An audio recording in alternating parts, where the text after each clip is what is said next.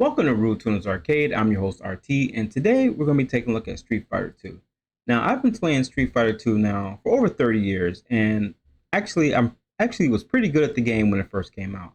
Now, as far as my fighting game experience, I do have a couple of master rank characters in the current build, Street Fighter 6, and I have attended a tournament or two back in the day and placed okay at them. I have played some professional Street Fighter players before in my lifetime, so I know a thing or two about throwing a fireball. So today I want to look at Street Fighter 2, but I know there's countless videos out there. But today I want to take you on something a little different. I want to look at each character quickly, or a quick review of each character, and I wanted to go back to raw 1991 before anybody knew anything about frame data, before we knew the tactics we know now as far as shimmying and stuff like that. We want to go back to the raw form, and I want to give you my interpretation of how the characters were received and how brand new players actually played the characters. Okay, so we're going to do that. And at the end, I will have some bonus footage for you guys that probably a lot of you haven't seen before. So let's go ahead, start with our first character, and let's get into it. Now, our first character that I want to show you guys is Ryu. Now, Ryu is not like today where, he's known for dragon punches, fireball traps, and strong fireballs. Back then, a fireball was a big deal. Back then, people in the arcade didn't know how to deal with fireballs. And the Dragon Punch, as we know, back in the day, everybody didn't know how to do it. It's not common knowledge like it is today. Back in the day, if somebody found out, even if you were playing games like Mortal Kombat, if somebody found out a secret move, how to do it, you didn't share that with everybody else. You used it to beat people up on the game. So it was actually rare for people back then to know how to do a Dragon Punch. So basically the way people played Ryu was, if you knew how to throw a fireball, you did control, the horizontal plane, and a big strategy was tick throwing. So a lot of people gravitated towards Ryu because he was kind of familiar if you played Street Fighter 1. Him, Ken, and Sagat were the only characters that actually carried over from Street Fighter 1. So there was a level of familiarity with him there. Now, how did the computer version of Ryu played? The computer version of Ryu basically played a pretty calm game, did the fireballs, did Dragon Punch and anti-air, and he had a cheap kick. What made the computer version of Ryu cheap was he could get you in well, first of all, let's establish that the computer did cheat. So for each character I'll be talking about, know that they cheat. One example for Ryu was he had fast, short kicks that basically a human couldn't do it. But if you look here, see how I'm blocking right here and I'm actually getting hit at times? This was basically an instant stun, and the damage on Street Fighter 2 was incredible. If you look right here at this Dragon Punch, this Fierce Punch, Dragon Punch combo, it takes big damage. Another thing to note with combos, they weren't technically supposed to be in the game, because back in the day, they didn't have frame data and stuff like that. So when you actually did combos, that's not how the game was designed to be played, but they let it rock. You were able to string together hits that would actually break the game in a sense. And some would be instant re-dizzies. But at the time, we didn't know that. We thought that was just part of the game. So Ryu actually was a pretty popular character in arcade in the very beginning. And I think overall, still a pretty strong character in Street Fighter 2 original. Next, we'll move on to E Honda. Now this character, I think at first people overrated him because of the 100-hand slap. But this, in my opinion, E Honda, and I know over time, we're not talking about the modern strategies we got for Honda. I'm talking about 1991 Honda, how everybody played him. The headbutt, it was okay, and the moves he had was a headbutt and basically a 100-hand slap. He didn't have the Ocho throw or anything like that, so it was just pretty raw Honda. One good combo he did have that a lot of people didn't know about at the very beginning was his jump dive and then land and do fierce kick, and you get those two hits, and it was pretty much an instant dizzy and took a lot of damage every time. The 100-hand slap, people did spam that, and if you were kind of didn't know what you were doing, yeah, that could work. But for the most part, you got to remember in Street Fighter 2, the original, it was hard. You had to push the button multiple times, and a lot of times to get 100 hands or lightning legs going or anything like that. They kind of improved on that with Street Fighter Champion Edition, and even in modern games, sometimes it's even a motion for fast hands. But back in the day, you had to mash those buttons. So overall, I think E Honda, not that great. The computer version of E Honda did cheat a little bit, but it was actually pretty simple. As long as you can get him jumping with controlling the horizontal plane, he would jump and you could uppercut him. The headbutt was super slow in Street Fighter 2 original, so that wasn't really a threat. So he was pretty easy. One thing, Honda though, he did hit hard. Next we'll go on to Blanca. Now, Blanca was a fan favorite. A lot of people picked Blanca. And at the time, the very initial phases of the game, Blanca was cheap. Blanca caused fights at the arcade machine. Blanca caused people cussing people out and talking about your mama. And you were considered cheap if you picked this character. And why was that? In my opinion, Blanca was kind of just pick up and play. I mean, he had the lightning, which, you know, threw a lot of people off. And the Blanca ball attack was super cheap because it was fast. It was, if you knew how to do it, okay, a lot of people didn't know how to do it, but if you could pull that off, and Blanca's priority with his buttons, that's what made him so good. I mean, his mediums were good. He had great priority with his anti-air. It was hard to jump in on Blanca. And then he just had a get out of jail free card with the Blanca ball. So he had a whole combination of a lot of good moves, and a lot of people gravitated towards picking this character. He had long reach. Blanca was fast in the air, and he had major priority, and he hit hard. So one of the ugly moves that I'm glad they took out with Street Fighter 2 original was this spinning attack he had, where he hits you once, spins in the air, hits you again. That thing got people in so much trouble. And in Street Fighter 2 Champion Edition, they made an adjustment. So, but in the original vanilla Street Fighter 2, Blanca was a very good character. Now, how the computer version of Blanca play? A lot of jumps, a lot of priorities, and again, the computer would cheat. I mean, one thing the computer had, Blanca didn't use too much, but Chun-Li was infamous for it, and a lot of other characters, they had invincibility frames the computer did that you didn't. For example, if you try to melee them, they could actually wake up and have invincibility frames. When you did that on a human control player, you could actually melee them more effectively, but you know, that's one of the advantages that the computer had. Plus, when the computer hit you, it took a lot more damage than with a move than it did with a regular player. So that's pretty much Blanca in a nutshell. Next, we'll move on to Guile. Now, Guile was a special character. This character was cheap, and overall, by the time it was all said and done, I would say he was probably he's arguably number one. I'd say number two, only because there was a character in the game that we'll get to later that I feel like in the modern times that everything we know about Street Fighter 2 today is completely broken. I mean, and that's just tell it like it is. Street Fighter 2 Vanilla is a broken game. It is so unbalanced and broken. But at the time, you know, we didn't know about patches. We didn't know about reiterations. We just knew Street Fighter 2, and that's what we had. So let's take a look at Guile. He's arguably one or two in ratings as far as the best character in my opinion. But what did he have in the very beginning? Well, he was at the beginning, in my opinion, not that good. And here's why. It's not that his moveset wasn't good. It's a lot of people just didn't know how to do it. At the time, when people started playing Street Fighter 2, we weren't worrying about fast recoveries and stuff like that. We throw a fireball at somebody or you get into a fireball fight. Obviously, we know Guile beats Ryu in the fireball game, in most games. However, in this game, at the very beginning, we didn't know that. We threw a sonic boom, and Ryu had a quarter circle motion. Obviously, Ryu won most of those firefights because we didn't know about spacing at the time. We didn't know about, you know, getting your fireballs in. So in the very beginning, you could throw a sonic boom, another sonic boom, and now you got a charge, and Ryu's already heading the fireball game. So obviously we think we're at a disadvantage. A lot of people did anyway. But one thing Guile did have was his jabs. He had long reach in his jabs, and if you get stun locked in that, you're going to get dizzied, guaranteed. Plus, he had great corner control. If Guile corners you, you know, as we found out later on as the game progressed and evolved, that he can do all kind of corner traps and stun you and completely stun loop you until the round's over. But at the time, we didn't know that. So people played Guile for the most part, threw a couple sonic booms, and then did the flash kick, you know, if you knew how to do that move. And the flash kick, in my opinion, was kind of OP because it was easy to do, and they kind of nerfed it in Street Fighter Champion Edition. But for the original Street Fighter, I think Guile was a pretty solid character. And over time, Guile did become better than Ryu and Ken easily. How did the computer version of Guile play? He cheated, straight up cheated. Guile was able to do, what made him so hard to beat was, now there was patterns for Guile. I mean, obviously and that's the one thing that you have to know with Street Fighter 2. Once you learn the characters' patterns, because they all had a pattern and they all did the same thing every round.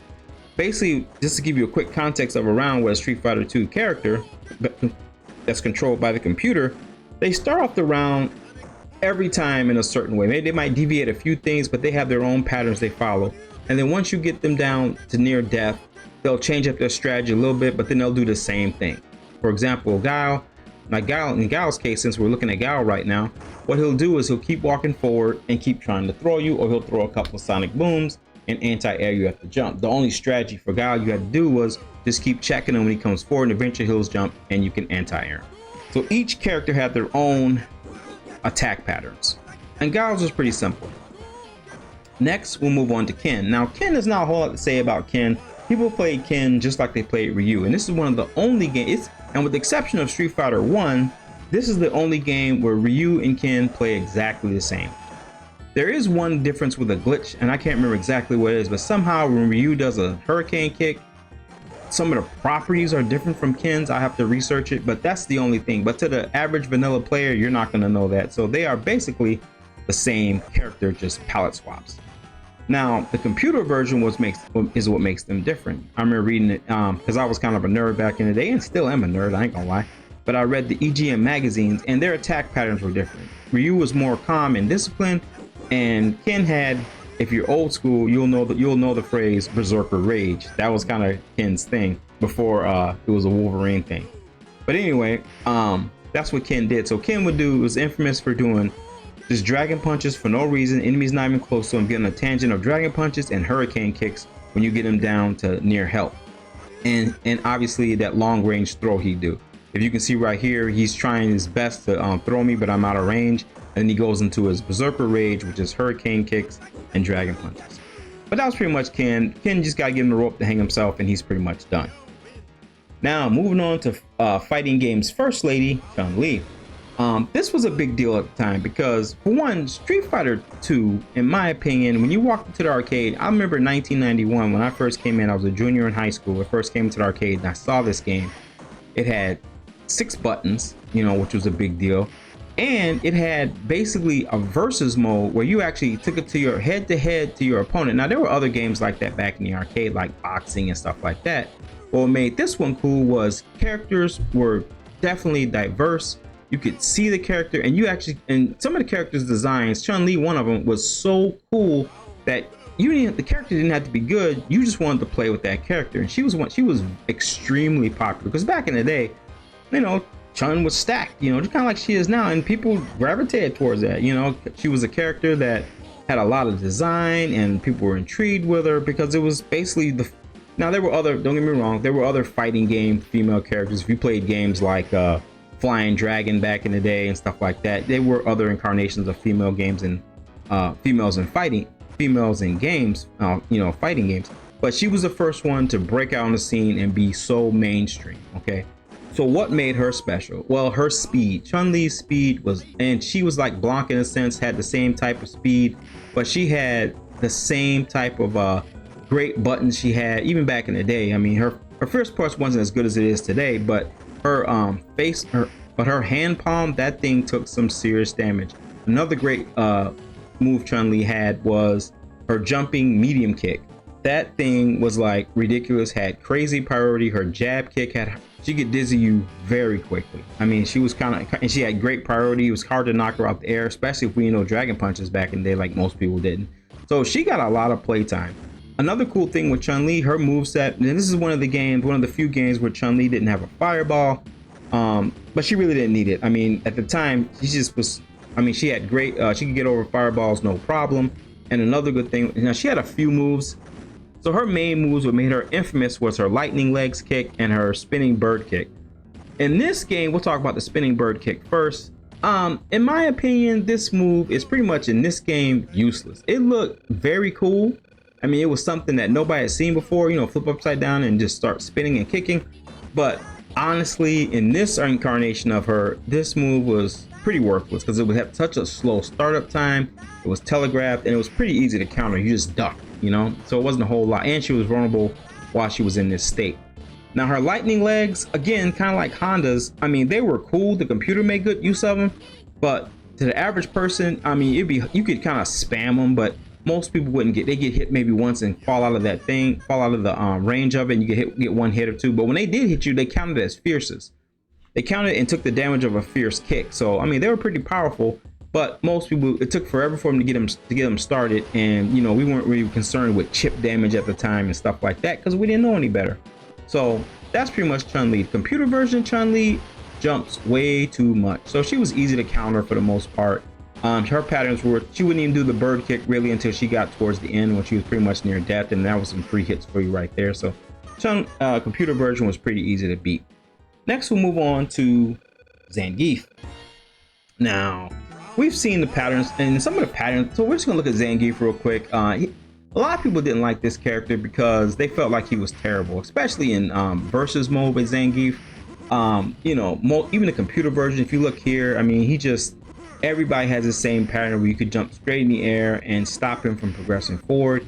And even the Honda had some super cheap stuff with Zangief where you can just spam 100 hand slap, the fierce version where it comes out real fast, and Zangief has a very, very hard time getting over that. So people just beat up on Zangief. Now, one thing I will say with him, in my opinion, I feel like this is the #1 character in the game because he is completely busted in certain versions of Street Fighter 2. Because they did have different iterations of Street Fighter 2 vanilla, like they had like updated versions, but in the original version, he had basically, it was a bug in the game where he could do like a kick or something like that to stun lock you, and you couldn't get out of it for some reason. And then all you have to do is right after that do a 360. All you have to do is do his spinning pile driver 360 movement, and you scoop, and then rinse and repeat. Do a light kick, have the block animation, 360. And you can keep doing that over and over until the round's over. The problem is you have to get in close, but knowing what we know today, those spamming jump kicks and everything, that's not going to work anymore. So in my opinion, I think Zangief is probably the best character in Street Fighter 2, only because he's busted, he's broken. If he didn't have that, he'd be god awful. But since he does, all he has to do is get you one time and you're done. The computer Zangief, I'd have to say, in my opinion, very easy. I mean, he's pretty much useless. I mean, everybody beats up on Zangief computer for free. Now, if you were to fight Zangief straight up without doing this pattern, he'd be tough because when he throws you, it takes a ton of damage. If he does a spinning pile driver, a ton of damage, and you can't really stun. You can stun him, but he has instant recovery when you knock him down. It's like instant recovery. So you have to be close when you dizzy him, otherwise he's gonna get out of that. So he could be a challenge. But I remember a story. One of my buddies back in the day, at the beginning of Street Fighter 2, when nobody knew how to play and nobody knew the patterns, he took literally $7 from my buddy, just trying to beat Zangief. Zangief was, and one thing to know with Street Fighter 2 is the more you play it, the harder. So the first few fights are going to be easy, like super easy, and the closer the characters get to the end, the harder they're going to be. They're going to progress a little more. Now, moving forward from Zangief, our last character is Dhalsim, or Dhalsim, however you want to say it. This character was another awkward character at the time. In my opinion, this is probably his weakest incarnation, Dhalsim. I mean, he didn't have, like, back then he had the Yoga Mummy, he had the Yoga Spear, he had two types of projectile, well, he had basically one projectile attack, the Yoga Fire, and then his other move was a Yoga Flame, which at the time we didn't know how to really incorporate that into a battle. It was just kind of just, you knew he had it, and you'd get that a lot because it was similar to the Yoga Fire. Yoga Fire was quarter circle, Yoga Flame was half circle. So lots of times you get Yoga Flame instead of Yoga Fire. So he knowing what we know now, I think we can make him a decent character, but even still, this version of Dhalsim, in my opinion, not that great. So he was a character that was picked, and as time went on, he was frowned upon because people say, "Oh, you're cheap. You just stand back." You had the space. He's a spacing character, So, by the time we didn't know about that, keeping your distance and shutting people out. We kind of got it as the game progressed. In the very beginning, he just got mauled, and even when people got in close with him, he didn't have the defensive tools that he has today in his incarnation. So, even when you got close to him, he was pretty much done for the most part. Super Turbo. That Dhalsim is totally different from the one you get in this version here. He had major improvements. But so that does it for the 8 characters. But so we covered the main 8 characters in Street Fighter 2 Vanilla. But what about the bosses? I mean, they weren't playable characters, were they? Oh, or were they? Well, people always wondered for years, and people still wonder to this day, what they would have been like in the original Street Fighter 2 in their boss incarnation form. Well, today I got a treat for you guys because there's been a hack that's been around for years, and some people probably have seen it, but a lot of people haven't. So I'm going to show you today what it would be like with the bosses in their Street Fighter 2 incarnation, what it would have been like if they would have played through the game. So we're going to start off with Balrog in the US and M. Bison in Japan. And what this hack is basically some brilliant person that loves Street Fighter probably more than I do has put them in the game with all their moves that they had in their boss form and all their damage.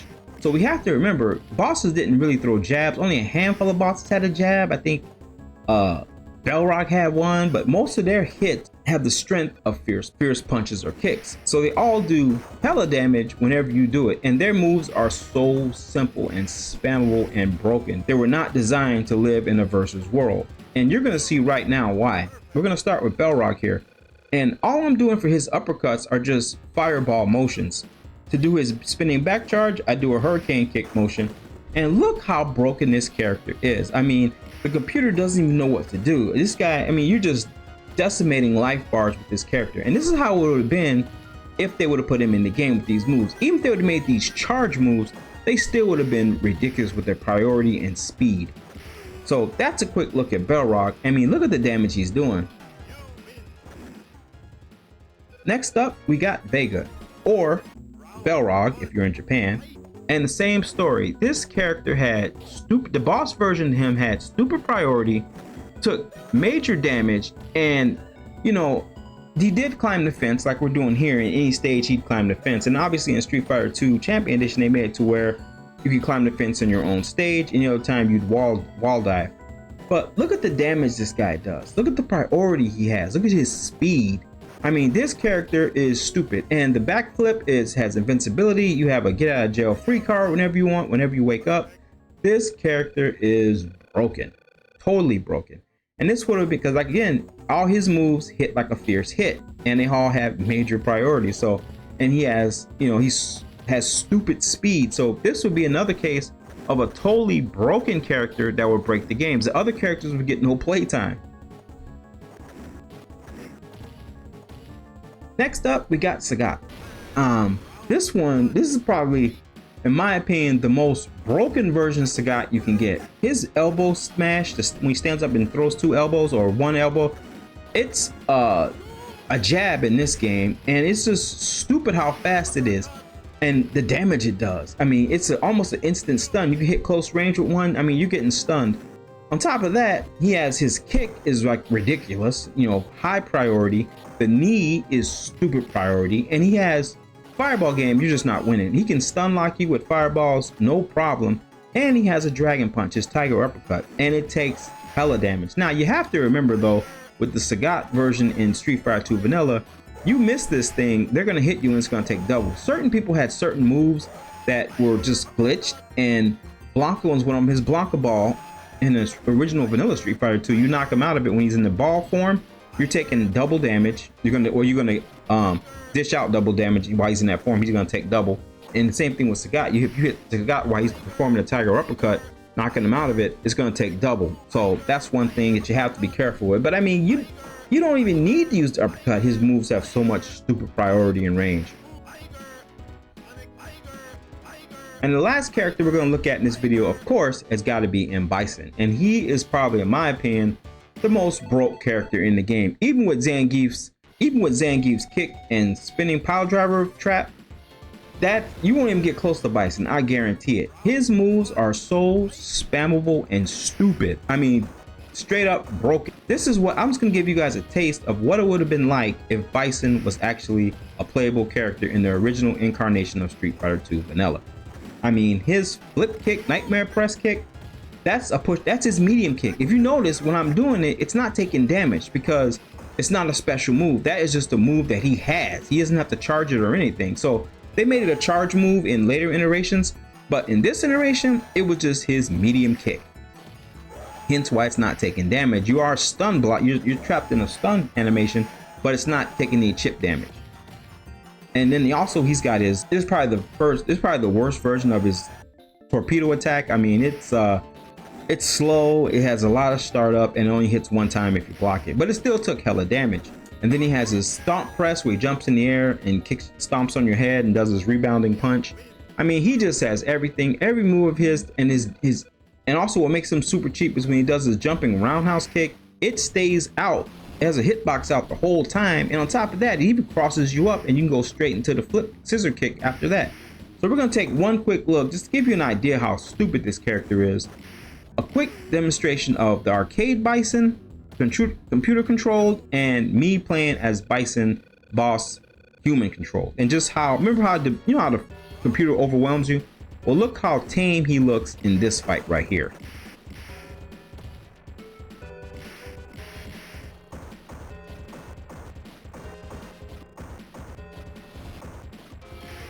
And that's pretty much going to do. And so, and he even put endings in. Now, I don't read Japanese, but it does have an ending.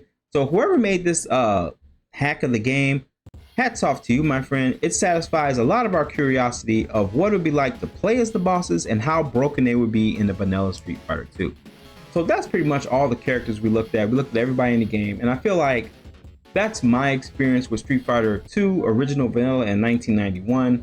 I just wanted to share it with you guys. I mean, my personal take on Street Fighter 2 is a game that lives dear in my heart and always will. For me, with the exception of maybe Super Mario Bros. And the Nintendo NES, that was probably one of the most groundbreaking things in my video game career. Street Fighter 2 was basically, I have a love for that game so deep. I played all the iterations of Street Fighter since, and I've been a huge Street Fighter fan ever since that game, playing that one. I mean, for me, it was the first time to actually have, that level of competition in an arcade, and, all walks of life played it, black, white, Puerto Rican, Asian, male, female, whoever, everybody played that game. Grown-ups, kids, everybody played that game. It was a great time to be alive in the arcade scene. If you were around to experience it, you know what I'm talking about. That was just a big deal. I mean, some arcades would have two or three arcade Street Fighter 2 machines, dedicated cabs to it. When you came in an arcade wasn't an arcade unless it had Street Fighter 2 in it. I mean, it was serious. Mom and pop shops, 7-Elevens, Street Fighter 2 was everywhere. But that's a video for another time. But this one, I just wanted to give you an in-depth of what it would have been like in 1991 and how people actually played the game back then. So that's going to do it for this video, guys. Please rate, comment, and subscribe. That way you don't miss anything gaming related on this channel. And with that, guys, take care of yourself. God bless you. Protect you in peace, and we'll catch you on the next one. Thanks for watching.